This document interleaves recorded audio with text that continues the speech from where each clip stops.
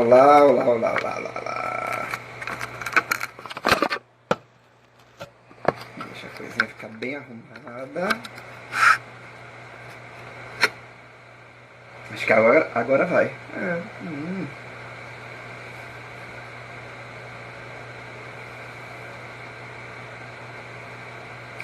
Oi de casa, vamos chegando.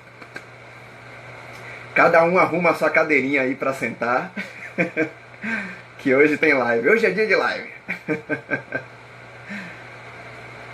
Deixe-me ver quem tá chegando. O Carlos, a Jéssica, Ludmila. Vamos chegando. Arrume, sentem nas suas cadeiras, escolhe a cadeirinha aí, né? Quem é canhoto usa a cadeira de canhoto. Pega papel e caneta. Anota o número da Petra. Deixa eu só esperar ela chegar para começar, né? A Petra é uma amiga que fiz por conta do universo artístico.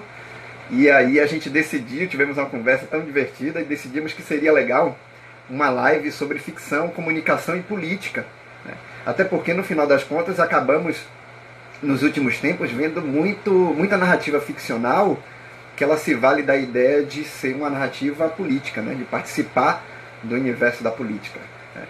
E parece, muitas pessoas têm até uma ideia de que isso é meio... Deixa eu ver se a Petra tá... Acho que a Petra já chegou. Cadê ela? Oh meu Deus, como é que chama aqui? Convidar. Aê! Fazer uma transmissão ao vivo com... Cadê minha musa? Olá! E Estou aqui. aí? Bem, Olha, guerrilheira. Tô aqui bem. está vestida para guerra, para batalha. Sempre.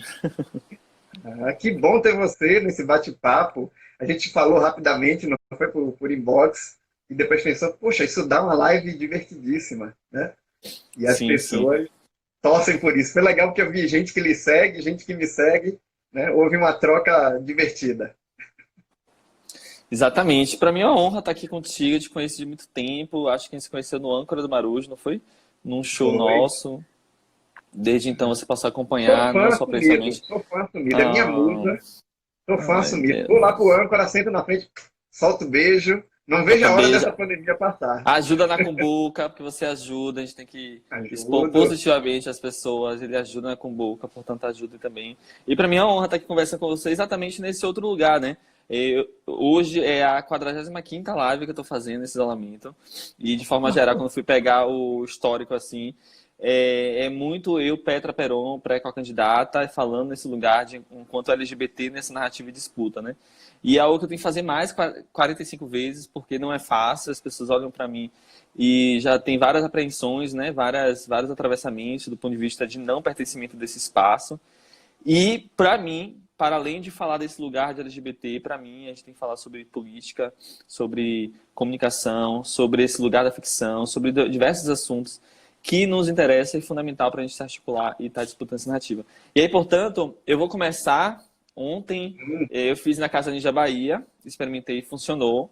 Você é meu segundo ratinho de experiência e eu vou começar a partir para outros tipos de narrativa investidas, inclusive de estratégia, nessas lives. Sim. Assim, eu vou continuar fazendo live com pessoas LGBTQI+, sobretudo que já alcançaram esse espaço, né? Que já foram Sim. autorizados ou legitimados pelas urnas, alguns aliados e tal, mas, sobretudo, falar de um lugar que para mim é muito importante, que é de minha formação, inclusive política, que é a história, né? Eu sou estudante de história, estou trancada, eu tranquei no último ano, mas eu pretendo voltar assim quando terminar tudo isso, e é um lugar super importante a nível de construção, ainda mais no dia de hoje, né? Como você bem falou, e já passando para você, porque eu sou geminiano e vou ficar falando até a live acabar. E é isso, só agradecendo a oportunidade. E vamos começar o papo. É. Não, que ótimo essa área de história, porque é engraçado que as pessoas geralmente pensam que por ser ficção, por termos algumas narrativas de ficção, elas não estão na área de história. Como se dissesse assim, a história é a verdade e a ficção é uma mentira. Quando na verdade a ficção não é mentira e a história é uma verdade que precisa da criatividade do historiador, né? Então, no final das contas, quando a gente fala de ficção, tem uma autora chamada Celeste Andrade, ela tem uma frase sobre ficção que eu acho maravilhosa. Ela diz que a ficção interpreta a realidade, é a intérprete da realidade. E isso é maravilhoso, porque quando a gente trabalha na área de arte, né, na construção de texto, cinema, série, animação, quadrinhos, a primeira coisa que a gente tem que ter em mente é que nada disso está isento de política. Não existe nenhuma produção humana que ela escape de uma postura política, de um lugar político, de um saber político, de um viver político, né? E aí, quando eu Até pensei, eu quando fiz, não é verdade.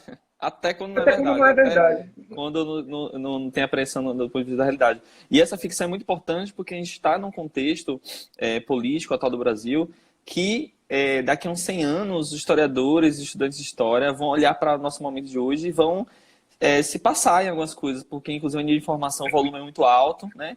Muita coisa Sim. se perde, o apagamento é muito mais rápido, né? Um clique, a gente deleta coisas. E nós estamos num processo de que a mentira.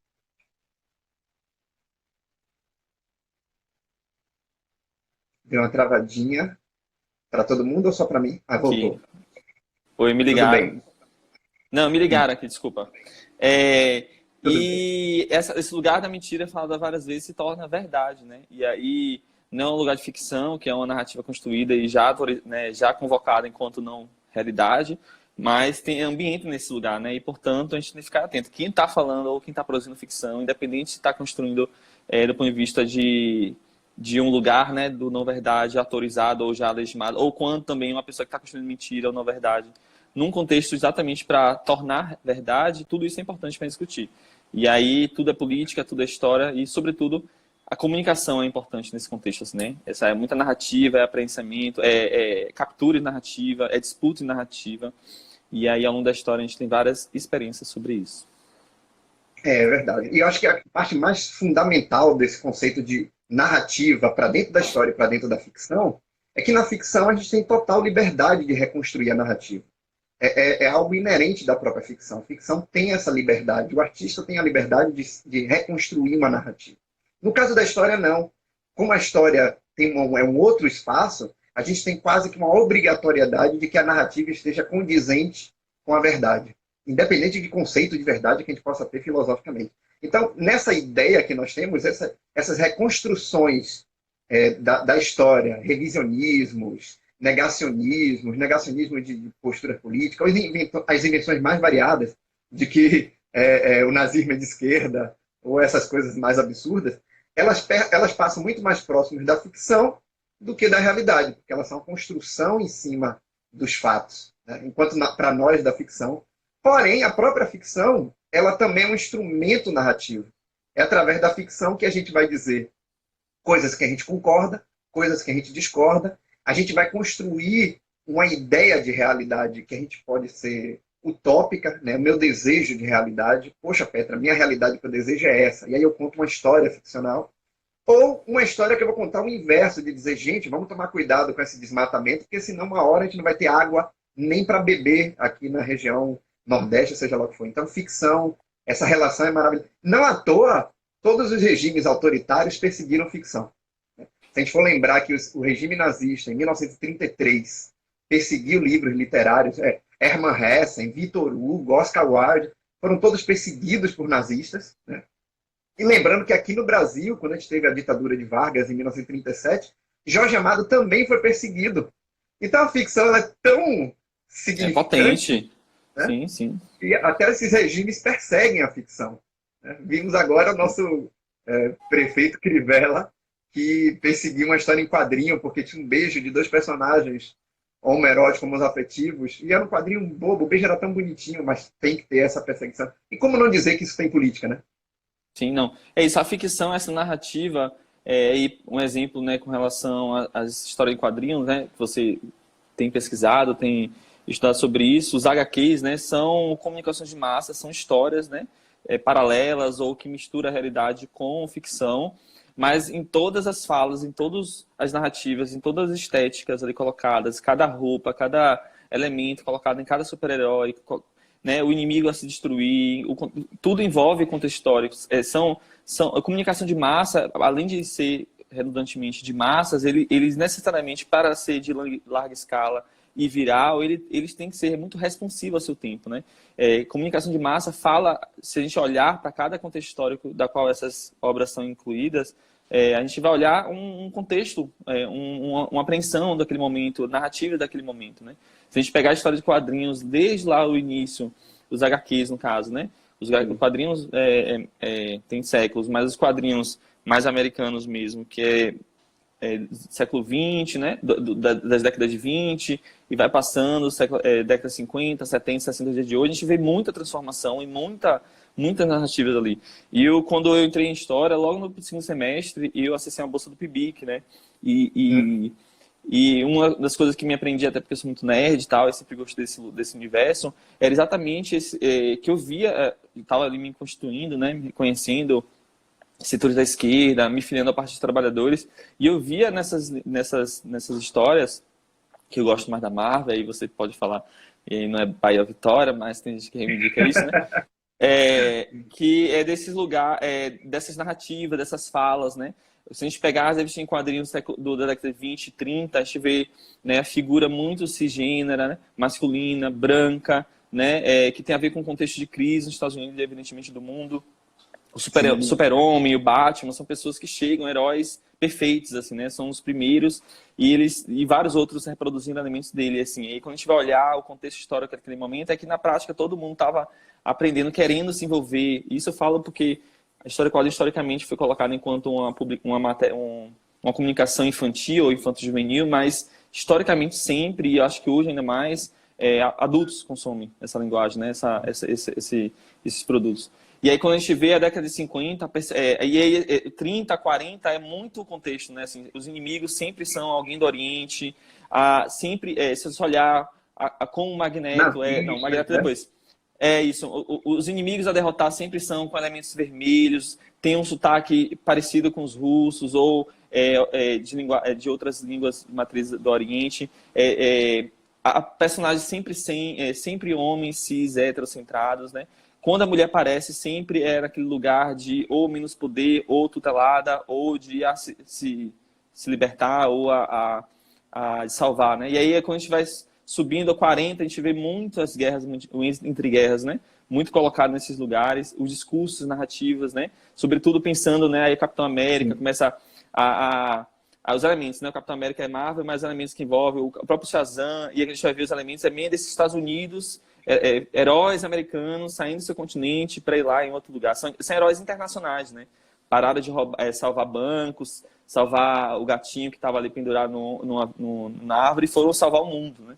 E aí depois do Entre Guerras, da década de 50, que é o momento que eu acho que eu gosto mais, 50 e 60, que é esse lugar muito moralista dos anos 50 nos Estados Unidos. Tem a ver com o contexto, né, o presidente Reagan, como era a política pós-guerra dos Estados Unidos para com o mundo. E os quadrinhos representavam isso. E teve uma perseguição muito grande dos quadrinhos, né? Teve momentos que quadrinhos foram tocados fogos, né? E desse lugar de tentativa de moralizar, né? Desse lugar que achava que os quadrinhos... Tinha dois preconceitos, né? Que os quadrinhos, isso é até hoje, é aquele lugar que ocupa um tempo de leitura de algum livro autorizado, né? Vai ler Capitão Marvel e não vai ler Machado de Assis, sabe? Parecendo que você ocupar. E o segundo é que esses produtos produziam narrativas, falavam dos seus contextos, né? Tudo que acontecia na sociedade, e aí era acusado de incentivar o roubo, a vadiagem entre a juventude nos Estados Unidos, e aí teve muita perseguição, né? E essa perseguição foi também anticomunista, né? Logo, o pós-guerra, Segunda Guerra Mundial, o início do que foi a experiência comunista na União Soviética, teve muita perseguição dessa narrativa, desses símbolos vermelhos, né? Estética do que vinha, né? Desse Oriente sempre a destruir, né? E os quadrinhos passaram por isso também. E aí depois a gente vê a contracultura, quando, né, Stonewall e todos esses lugares quebram isso, né? Tem um selo, por exemplo, que muita gente não sabe, que acabou, acho que em 2010 ou 2011, tinha um selozinho que foi criado na década de 50. O Comic Code, né? Era o Comic Code. Que as próprias empresas de quadrinhos produziram para sobreviver a esse contexto. Porque a perseguição era tanta, assim, cortavam frases inteiras. Os quadrinhos de terror foi o que mais sofreram, né? Tinha um monstro lá, ele tinha que ver uma pessoa humana. Tinha várias narrativas corrompidas, e aí, para sobreviver, essas empresas criaram esse selo para tentar se enquadrar no que era esse debate que foi muito encampado pelo Senado americano no período. E aí depois o É, rompimento disso, que é a contracultura, esse movimento da década de 60, 70, que é aí que a Marvel me prendeu, assim, né? Que aí a Marvel vem e traz diversas outras narrativas que estavam, né, lá latentes, que sempre existiram. Evidentemente que eu estou falando de uma empresa, né, se posicionando num contexto histórico, uhum. mas trouxe elementos, né, mulheres heroínas mais potentes, fortes, LGBTs. Você vê que os Estados Unidos é um Estados Unidos que historicamente a cultura negra sempre foi muito presente, né, a narrativa de disputa mas a gente não via heróis. Heroínas não, mas a gente não via nem heróis negros, né? E aí, década de 60 começa a surgir. Ou seja, a gente está falando de lugares, esses produtos têm a ver com o seu tempo, né? E por isso que é fundamental a É, gente estar analisando e estão estudando. atrelados às próprias realidades. Quando a própria realidade permite, você tem aquilo existindo. Claro que a gente tem situações em que os personagens eles rompem com aqueles signos de realidade. Né? Por Sim. exemplo, Mulher Maravilha, num período em que as mulheres eram apenas coadjuvantes, e Uhum.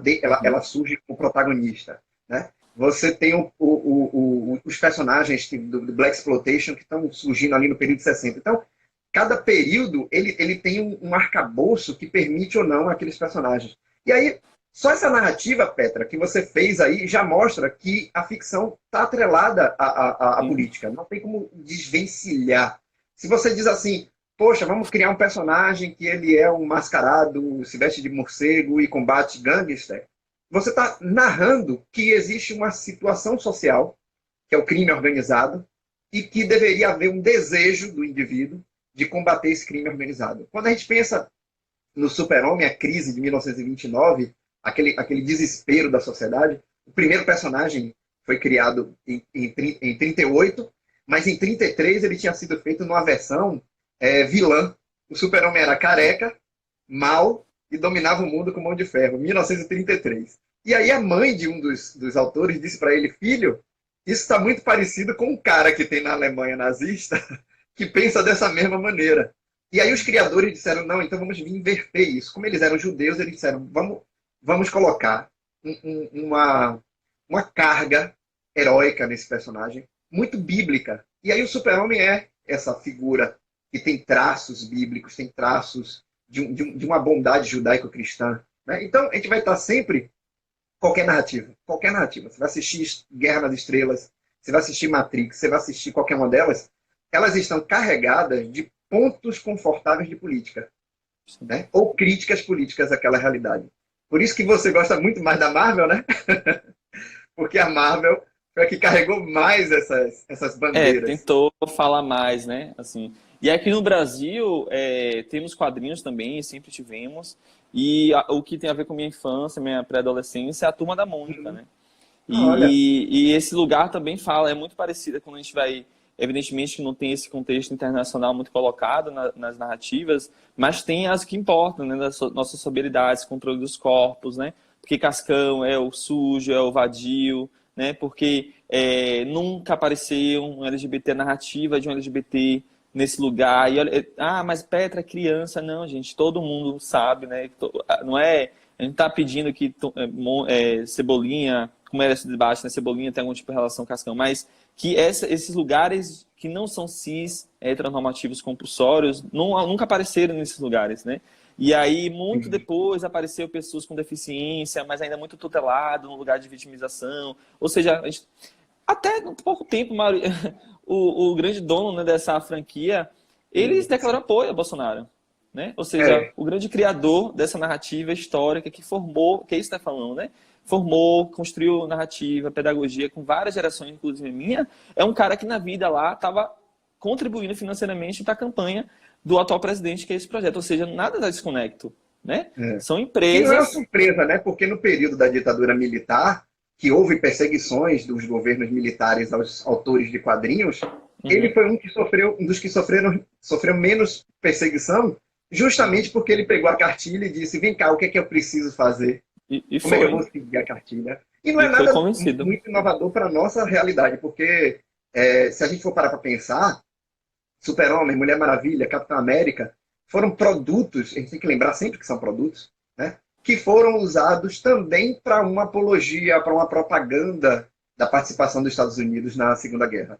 Então, Uhum, a gente tem que lembrar que esses empresariados sempre tiveram esse jogo de cintura, né, para o bem e para o mal, de em algum momento apoiar uma postura, mesmo que não seja a postura que eles teriam num outro momento da realidade. Né? Então a gente vê esse ativismo muito grande dentro de alguns quadrinhos, e lembrando também que eles também participaram de processos contrários. Né? O Capitão América, na década de 60, falou tão bem do movimento negro, combateu os policiais que estavam contra. Amanhã eu vou falar até do Capitão América.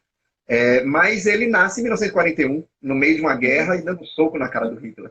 Então, esses teores políticos, eles estão totalmente envolvidos e sempre estiveram. Que é uma outra coisa que a gente ouve bastante, né? O pessoal diz assim, nossa, eu assisti o filme de tal super-herói e ele está muito politizado. Hoje em dia é mimimi. A gente não pode mais ter a Capitã Marvel que é politizada. Aí você pega um quadrinho da Capitã Marvel na década de 70, 80, e ela está politizada na história de quadrinhos.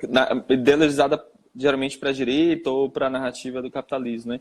E é legal porque a gente tem um contexto histórico que duas linguagens, né, duas artes que se pretendem de massa, que nasceram praticamente juntas, elas demoraram muito tempo para se encontrar, né? Que é as gravuras, a história em gravuras, né, a história em quadrinhos, com o cinema.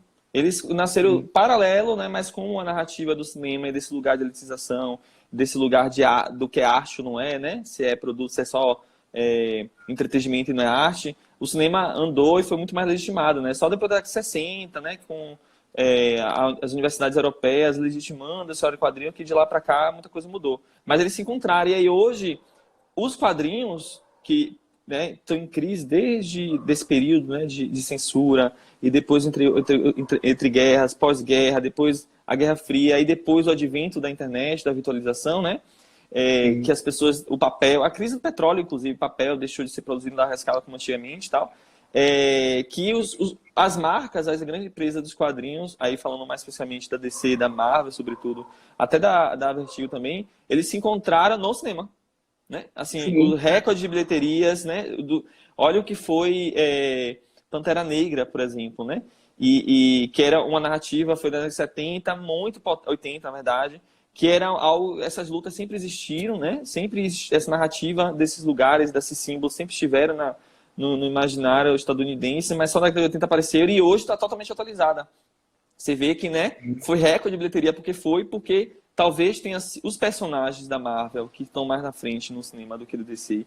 Todos são mais potentes a nível de arrecadação, monetização, porque exatamente tem a ver com a narrativa responsiva ao nosso tempo. Comunicação em massa, assim.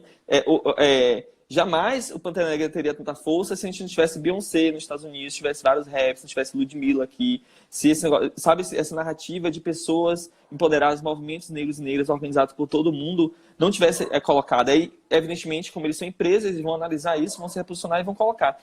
Mas aí a gente burla, né? A gente buga o sistema, esses artistas, né? Atores, designers, diretores, eles também estão ali, são agentes políticos, né? E que a hora H mediam sobre isso, negocia.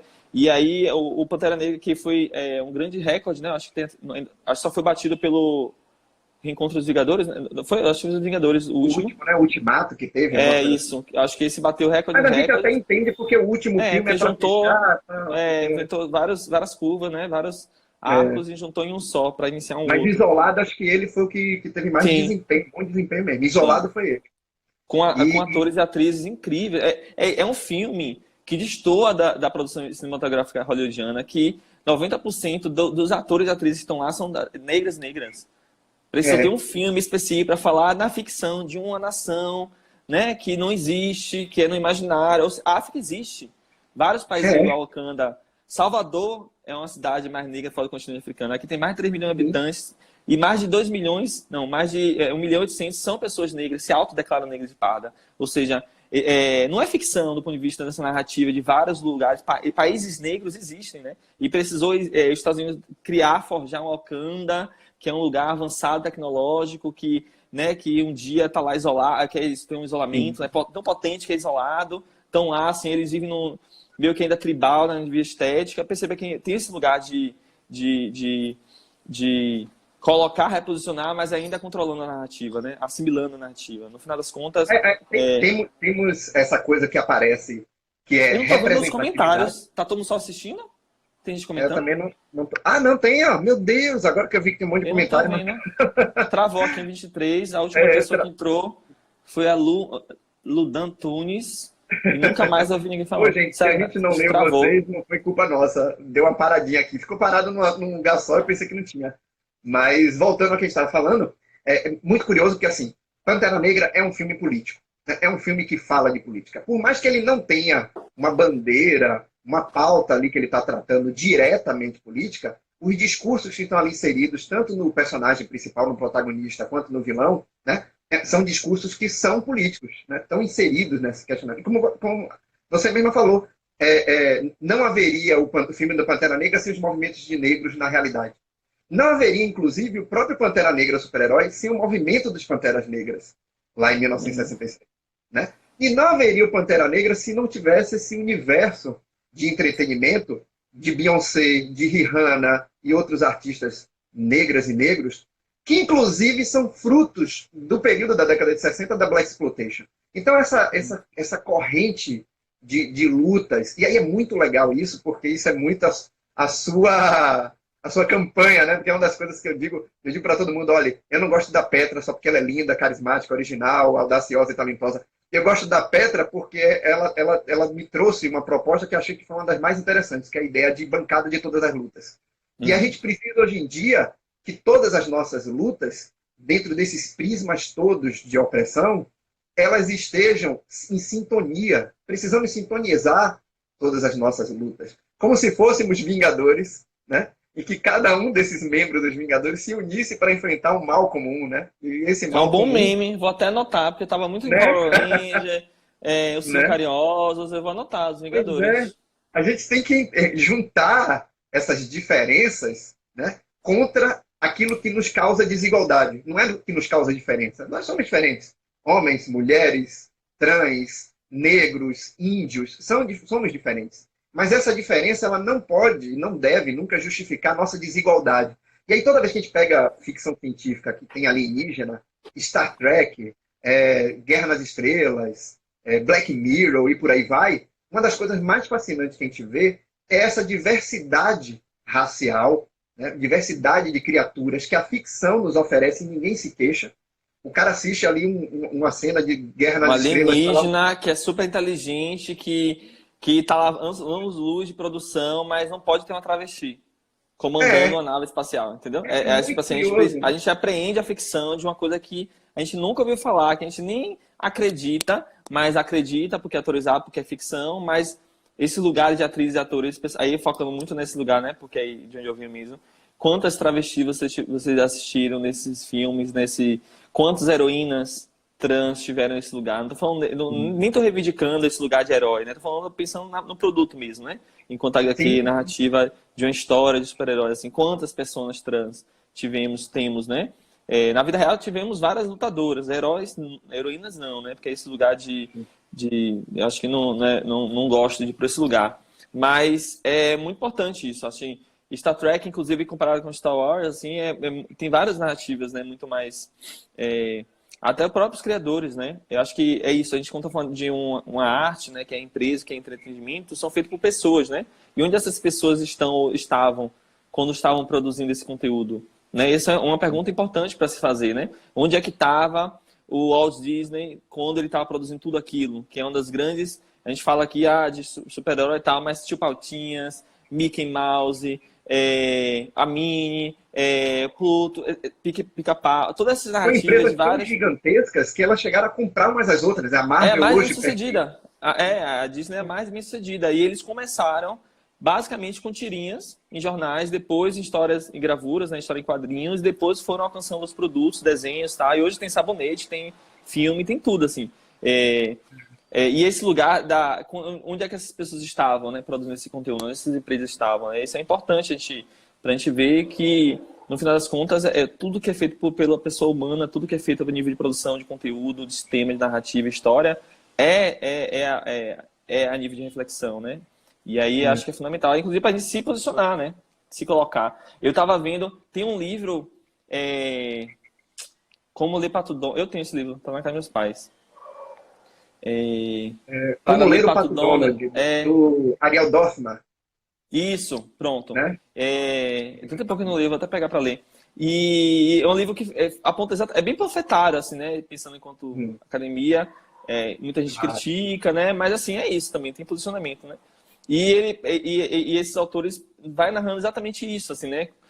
Por que em Tio Patinhas enriquece.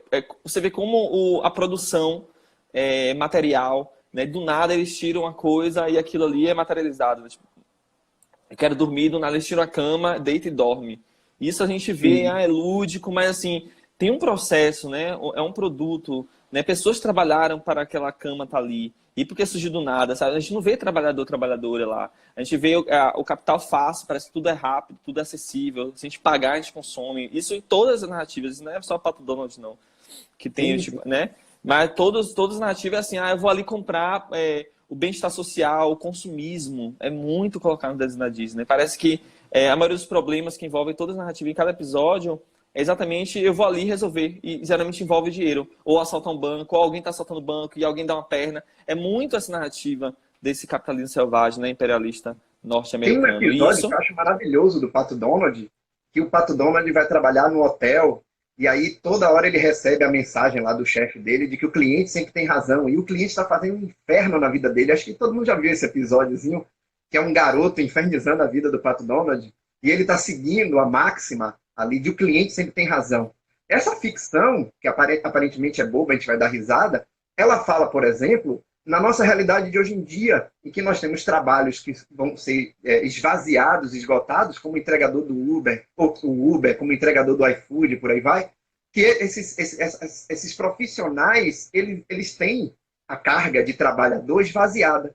Eles não nem são aparece, é trabalhadores. uma mão que aparece assim, entrega. É assim. Isso não é pouca coisa, não, gente. Ele está dizendo que É. essas pessoas não existem nessas Black narrativas. E elas Mirror tem um existem. episódio também nessa pegada, que o pessoal tá andando de bicicleta para gerar energia, uma coisa assim. Então, assim, a ficção, ela nos serve principalmente como algo acusatório, de toda vez que você vê uma coisa acontecendo, o autor, dependendo do autor, claro, que aí o autor pode ser de esquerda, de direita, republicano, democrata, mas, por exemplo, enquanto eu estava fazendo pôster para nossa live, nosso bate-papo, eu escolhi uma capa, que era uma imagem da capa do Super-Homem, com um bottom, com Lex Luthor candidato à presidência. E esse quadrinho é muito curioso, porque ele é uma campanha à presidência de Lex Luthor no ano de 2000, que é quando o Partido Republicano escolhe George Bush para ser candidato.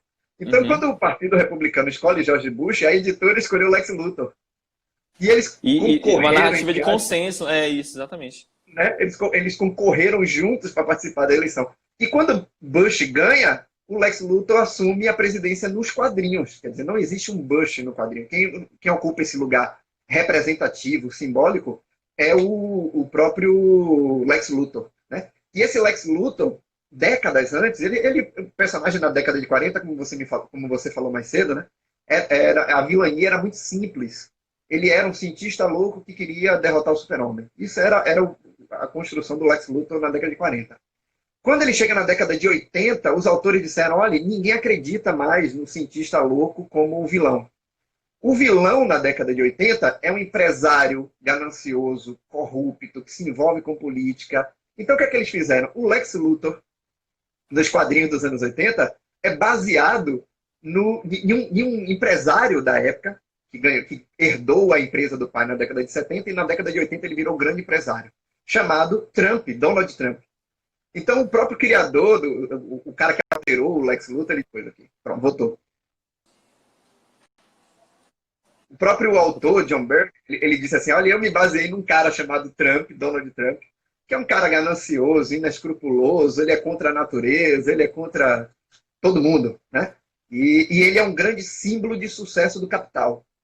Esse símbolo de sucesso do capital lá nos anos 80, ninguém lembra que ele teve uma crise econômica e nos anos 90 ele perdeu tudo, né? Mas ele tem um livro que ele escreveu, né? E que esse livro é igualzinho à capa do quadrinho do Lex Luthor. Então, olha como as coisas são bem interligadas para nos dizer que na ficção, engraçado que o quadrinho é do ano 2000, né? Bush, que acaba sendo o presidente dos Estados Unidos, mas na ficção do Super-Homem é Lex Luthor. Esse quadrinho era quase que uma acusação. Olha, toma cuidado com esses grandes empresários quando eles viram presidentes de países. E aí parece que a realidade ela é tão divertida e curiosa, né? Às vezes assombrosa, e a gente tem em 2017 a candidatura do cara que serviu de base para refazer o vilão do Super-Homem, que é Lex Luthor. Né? Ele é o atual presidente dos Estados Unidos. E aí parece que às vezes, quando a gente diz assim, olha, a ficção é uma coisa muito esdrúxula, horrorosa, maluca, coisa de nerd, coisa de criança, mas a ficção nos faz alerta, principalmente no período pós-guerra, e que hoje fazem parte da nossa realidade. Quem é que ia imaginar que a gente estaria vivendo agora uma pandemia com nuvem de gafanhoto, com tempestades no sul do Brasil e um governo feito de gente que mente descaradamente o tempo inteiro, né? Eu tenho meu currículo, eu fico triste porque meu currículo é tão bonitinho comparado ao desses ministros e nunca me chamam para nada. Mas o ministro está aí, ocupando espaço e tudo. Então, olha como é curioso a gente ver que a ficção nos alerta de algumas coisas e algumas pessoas não viram essa ficção. E, Petra, eu acho que às vezes isso é muito comum. Eu já vi muita gente dizer assim, quando eu comentei, olha, poxa, lá em Guerra das Estrelas, está falando sobre autoritarismo, sobre ditadura, sobre golpe militar, sobre esvaziamento da democracia. E aí a pessoa, às vezes, fã de Guerra das Estrelas, diz, eu nunca vi isso, não reparei isso no filme. Quer dizer, parece que a pessoa só viu raio, sabre de luz e tiro. Quer dizer, ela não prestou atenção na narrativa. Né? Quem é que não assiste Matrix e não vê uma quantidade imensa de questões políticas que estão envolvidas? E os quadrinhos de Matrix é bem legal, as animações, né, pós-filme. Tem várias animações paralelas, né? A linha central não é outra narrativa, é a mesma narrativa, só que com personagens paralelos. E são incríveis, assim, muita crítica a esse contexto, porque nos Estados Unidos é muito difícil também ser uma pessoa progressista, né? A esquerda lá, de forma geral, desde a 40, 50, né, como os quadrinhos falam, mas isso foi uma realidade, você se andasse de camisa vermelha em plena década de 50, você era preso, você ia ser investigado, você ia ser convocado para depor porque você está usando a camisa vermelha, que é comunista, né? Tem relação. E aí várias... Estamos falando de artistas também, né? Uma coisa é empresa, mas também é uma pessoa à mão, é um artista que está produzindo, é um ator, uma atriz que está, né, colocando a sua arte ali. E essas pessoas também vão colocar essas narrativas, né? E aí tem algumas, como Matrix, tem muito a ver com a ficção científica, né? Esse lugar do futuro distante, que aí é fácil, né? Porque é isso, se a gente está aqui em plena crise, falado agora, a gente é muito alvo, é muito, né, direto, mas se a gente fala de uma crise parecida, nos moldes parecidos, daqui a 3.000 anos, as pessoas, não, é daqui a 3.000 anos, é tudo mentira. Mas as narrativas, os símbolos, as formas de disputa, né? As representatividades, porque quando são humanos, né? E quando não são, porque estão também, enfim. Esses lugares todos são potência narrativa. Eu vou sair aqui e vou voltar porque eu queria ver os comentários. Eu tô aqui no escuro. Pronto. Rapidinho. Salva. E volto. Eu vou salvar aqui direitinho. Você vai sair? Não. Eu saio e volto. Você não precisa sair, não. Ah, porque você não está lendo os comentários, né? Tá travado. Pronto, então faz isso. Deixa eu ver, deixa Petra voltar. Ela saiu? Saiu. Deixa eu ver aqui. Visualizar, chamar de volta.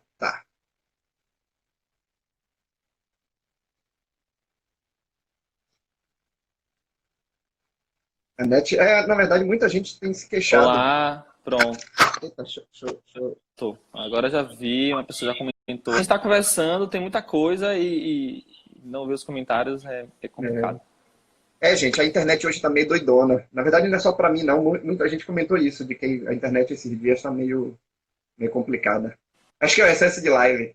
Estamos matando saudades de humanidade uns com os outros. Muita live, muita coisa acontecendo, mas é isso. Um lugar importante também, tem um autor muito bom, na época eu utilizei muito, mas até ele é da comunicação, né? Ele não é historiador, mas, enfim, é um trabalho historiográfico, né, de análise da comunicação, que é o Álvaro Moura, né? Você trancou? Eu não entendi. Você trancou o curso Eu de tranquei história? no sexto semestre, foi. Nossa, já para terminar. Faltava um ano. Agora, quando eu voltar, o meu currículo era de 2007, né? Muita coisa deve ter mudado e provavelmente teria que fazer algumas matérias que não estavam no currículo previsto. Mas é um lugar que eu acho fundamental, assim. Eu, como eu sou muito geminiano e tive algumas dificuldades também a nível de dispersão, eu não consegui continuar e fui fazer outras coisas na vida, mas é fundamental. Eu preciso... Lecionei, dei aula para criancinha, pro EJA, são, assim, escola pública, particular, cursinho. Tanto Que ótimo. a vivência, a atuação como historiador, mas também como professor em sala de Volta para a aula são. história.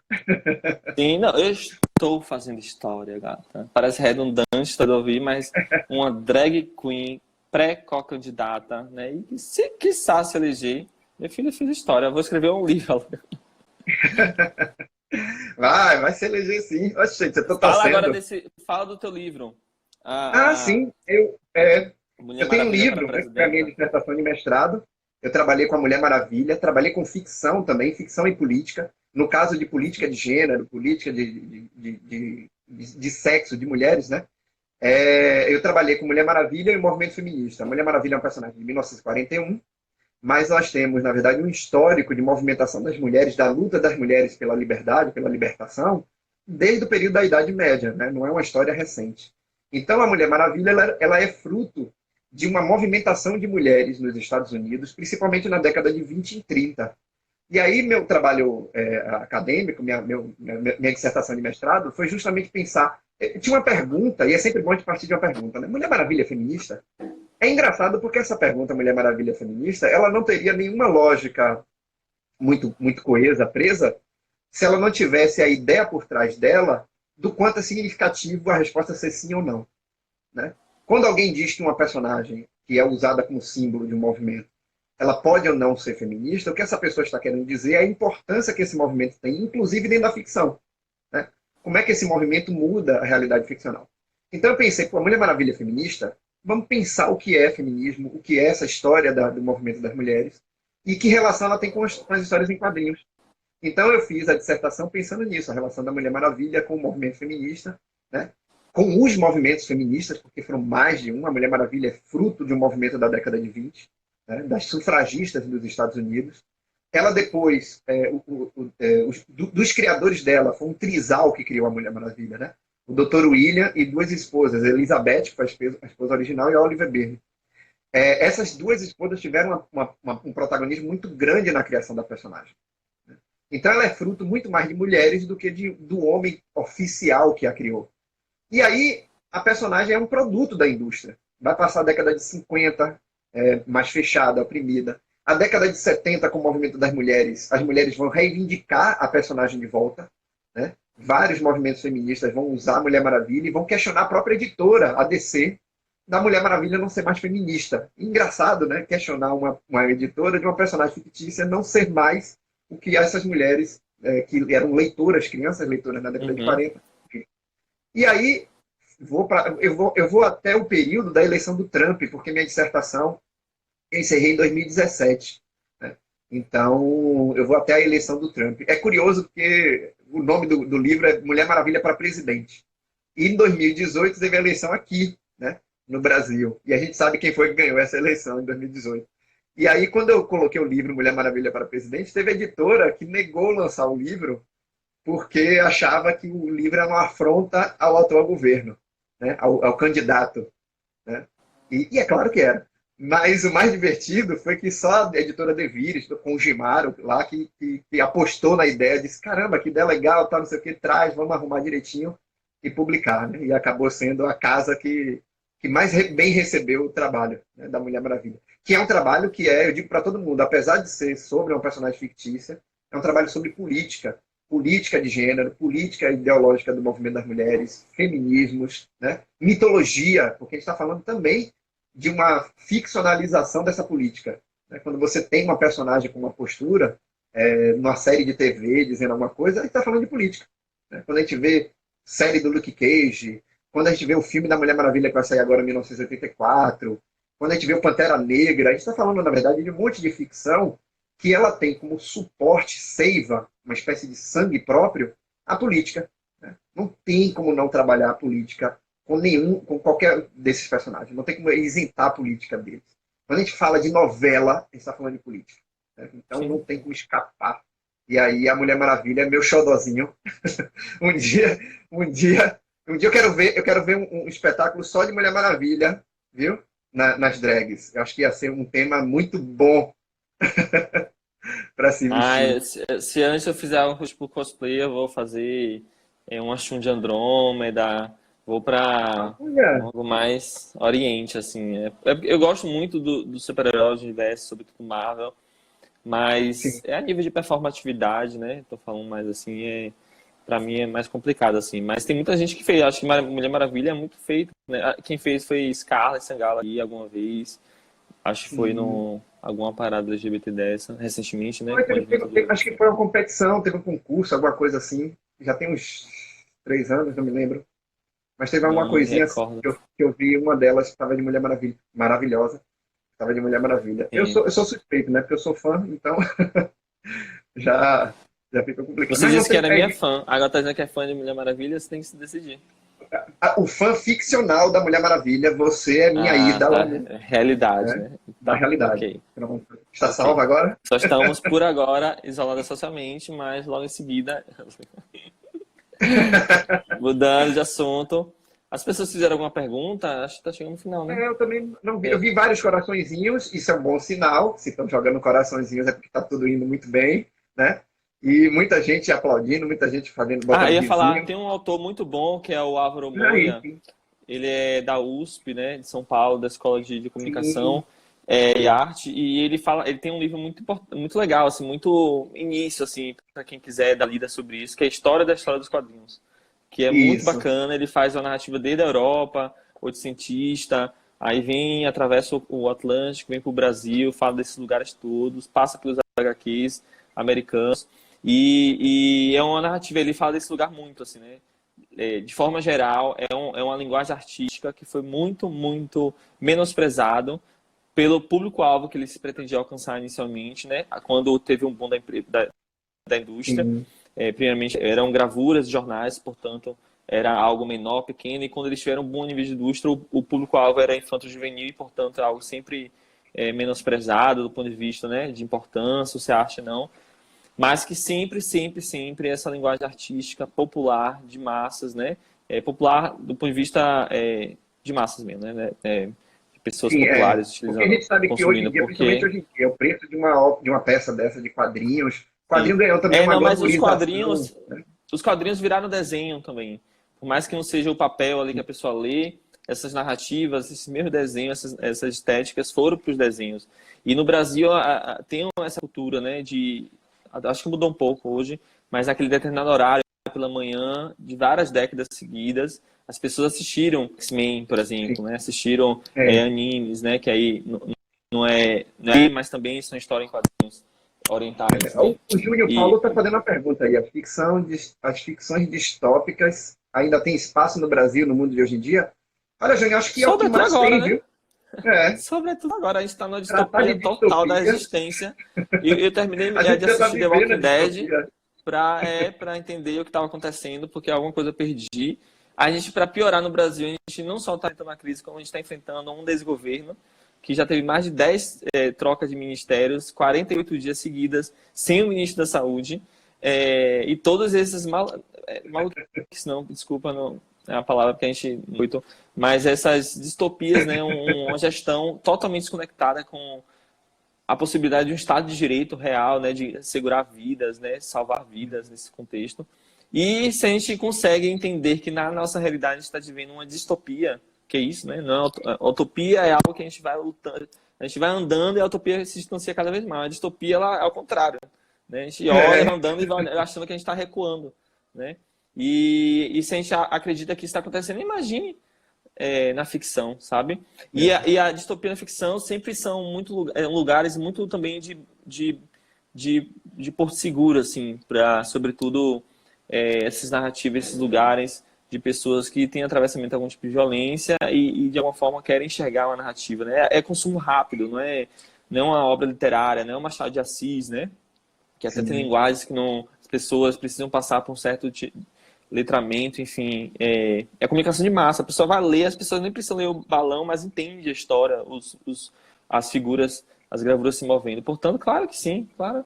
Inclusive, é isso, as pessoas estão dormindo no ponto, né? Porque também parou, tem muita coisa que não pode acontecer, e o advento da internet, e ainda mais agora, né, estamos em live, né, à toa, dificultou muito a vida dos quadrinhos de forma geral. Eles passaram por várias estratégias, mas, enfim, o mundo meio que parou nesse momento, assim, né? Muitas obras, muito, o cinema parou, as gravações, né? Várias coisas que poderiam ser, enfim, está sendo produzido nesse momento, está tendo dificuldades.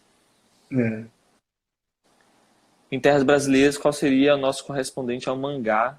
Se existe, não sei como seria. É, é, é, é porque mangá é algo, é necessariamente uma literatura, quadrinhos do Japão, né? Na Coreia É. do Sul não é mangá, na China não é mangá, mangá é Japão. Mas acho que eu entendi o que ele quis dizer. Acho que o Eu mais não próximo que a consumo gente tem muito. aqui de termo é o termo gibi, né? A gente tem mais próximo esse Sim. termo gibi, né? E essa ideia que a gente tem mais, pensando assim, culturalmente, é essas narrativas infantis como Turma da Mônica, Turma do É. Chachado, né? Que são Sim. quadrinhos mais próximos. Um filme que aí tem a ver com quadrinhos que para mim é muito é, é da Vertigo. Qual é o principal? É, É, sem, né? Não. que tem um filme maravilhoso. Que é a junção de super-heróis. Esqueci agora. Eu tô Watchmen? delirando, gente. Watchmen, por exemplo. Watchmen. O quadrinhos, né? A última trilogia mesmo é muita. É um período muito anos 70, né? Guerra Fria. Muita gente descontente, desencorajadas, vendo várias merdas acontecendo, problemas, crises sociais, né? Populações, segmentos inteiros sem acesso, sem direito à vida. E é um quadrinho e o filme é muito isso. Até que o filme ele junta várias linguagens, né? A musicalidade, a sonoridade do filme Watchmen é muito, muito assim, tipo, o mundo vai se acabar e vou assistir aqui esse filme e quando acabar o filme, o mundo se acaba, assim, o clima da atmosfera do período, né? Guerra E Fria, é muito da época, né? Quando a gente pensa na da... A Guerra Fria Sim, tem esse sentido muito bipolar, né? De dois lados sim. que estão se E anos guerreando, e é 70 foi muito o o que a gente auge, está né? A vivendo Guerra hoje do em dia. Vietnã. Sim, sim. A Guerra do Hoje Vietnã, em dia a gente está passando. muita gente morreu assassinada nessas guerras, e era o auge dessa disputa, desse geopolítica bipolar entre Estados Unidos e União Soviética. E esse contexto lá, esse clima, a gente meio que estamos agora, assim, meio sentindo isso. Meu Deus, sabe aquele lugar, assim. Tem pessoas que estão adoecendo, seja pelo isolamento, pela depressão, mas tem pessoas que estão adoecendo porque já estavam adoecidas, porque já estavam isoladas socialmente, porque não tinham direito à convivência em sociabilidade. O corpo não a possibilidade de acessibilidade não era pública. Algumas pessoas do Brasil já não acessavam a escola, já não acessavam o transporte público, já não acessavam pós-trabalho, e essas pessoas sempre estiveram isoladas socialmente, né? E aí, quando a gente mistura tudo, é, parece que é fim dos tempos, né? Essa narrativa de apocalíptica, né? Do que vai acontecer, isso já, de alguma forma, já Tem um vivenciávamos antes, grupo que eu né? acompanho chamado Salvador Invisível, que eles mostram o tempo inteiro, toda vez eles estão postando situações de pessoas que estão na rua, pessoas em situação de rua, né? E que elas vivem uma realidade de perigo, de drama social, de dificuldade para acesso às coisas, que seriam muito próximas de qualquer ficção pós-apocalíptica. Quando a gente pensa esses filmes Mad Max, esses filmes pós-apocalípticos, das pessoas perdendo as coisas, não tendo acesso às coisas, alimento, água, por aí vai, a gente tem que lembrar que existe uma realidade muito próxima disso, que é a realidade das pessoas que estão em situação de rua. Né? E é muito importante te dar visibilidade a essas pessoas. Toda vez que a gente vê uma ficção que fala sobre perseguição de uma raça, você está ali assistindo X-Men e tal, a gente tem que lembrar que pessoas estão sendo mortas por serem trans, pessoas estão sendo mortas por serem negros. Então a ficção tem que servir para a gente como um exercício para a gente criticar a nossa realidade. Né? Preferencialmente a gente criticar a realidade em que vivemos através dessas narrativas. Então é bom que, quem sabe, nesse processo de isolamento e pandemia, para nós que temos acessos à arte, à mídia, a filmes, a séries de TV, a quadrinhos, que a gente possa fazer uso dessa ficção, dessas narrativas, para dentro do nosso espaço social, a gente debater as coisas que estão ruins, degradantes para a nossa realidade. Então, é bom que a galera assista um Guerra nas Estrelas e questione que tipo de posicionamento é esse que a gente está tendo de uma política tão autoritária, reacionária. Né? Que a gente assista X-Men, que a gente leia quadrinhos dos X-Men, pensando o quanto que as pessoas que são trans, as pessoas que são deficientes físicos, as pessoas que são de Olha o que categorias aconteceu, ruins. por exemplo, com a Pequena Sereia, sendo uma atriz negra a encarnar no cinema. Olha como isso é impossível a gente achar que uma sereia que se torna humana pode ser da cor da pele negra, pode ser uma pessoa negra, né, por exemplo. exemplo, as Disney. Disney, para mim, a gente fala muito da Marvel, da DC, mas desse lugar, dessas produções de massa, né? Seja a nível de desenho, quadrinhos e cinema, a Disney é a grande empresa, né? E ela opera em cima de reproduções narrativas adoecedoras e narrativas iguais, né? Sempre foram pessoas, personagens cisgêneras, heteronormativas, compulsórias, né?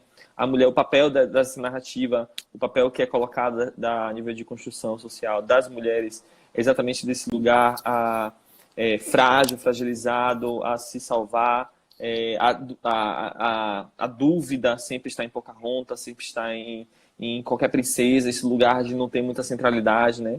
E aí sempre vem um homem cis, né, branco, que vai resolver o problema narrativa. E isso não é... Isso a gente está falando de linguagem, de desenho, que necessariamente, assim, de forma a grosso, elas estão são produtos produzidos para crianças e adolescentes. Pessoas consomem isso, né? Crianças e adolescentes consomem isso, gerações consumiram, meus pais assistiram Mickey Mouse, eu assisti, meus filhos vão assistir, e são gerações que são formados, que aprendem, é o primeiro manual de como naturalizar esses processos e essas estruturas de desigualdades que nós encontramos na nossa sociedade, né?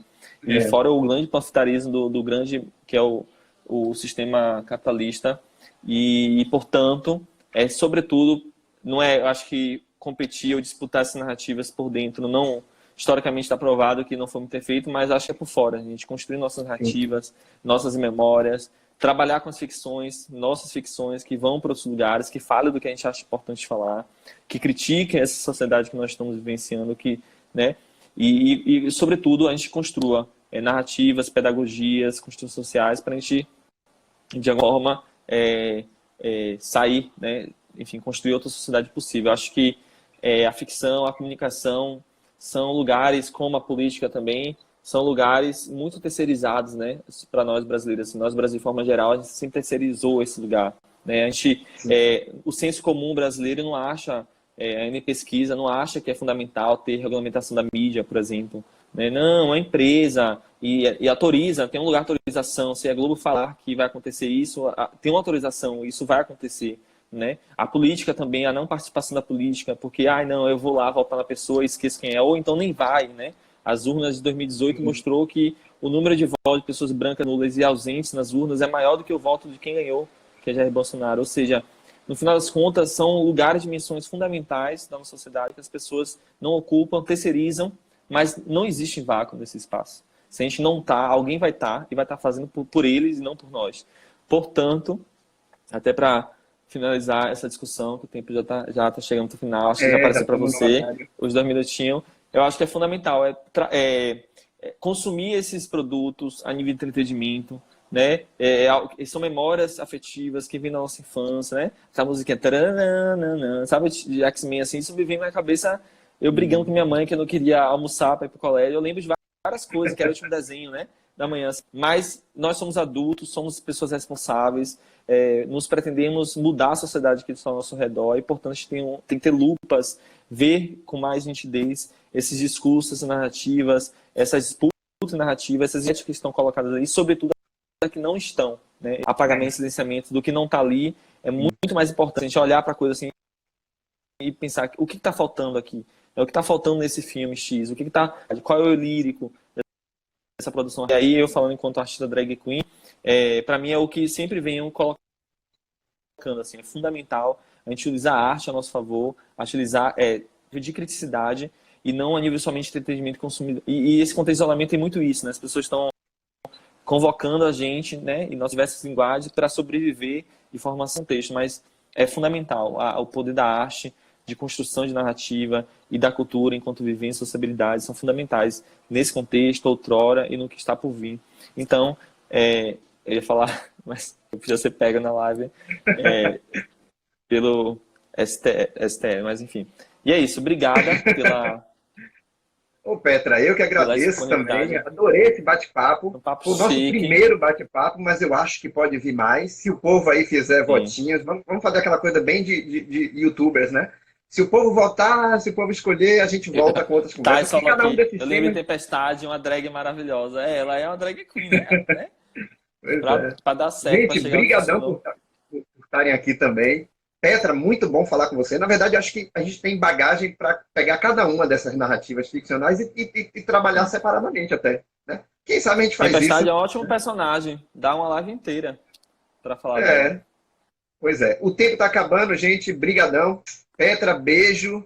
Adorei lhe ver aqui. Beijo. Vou salvar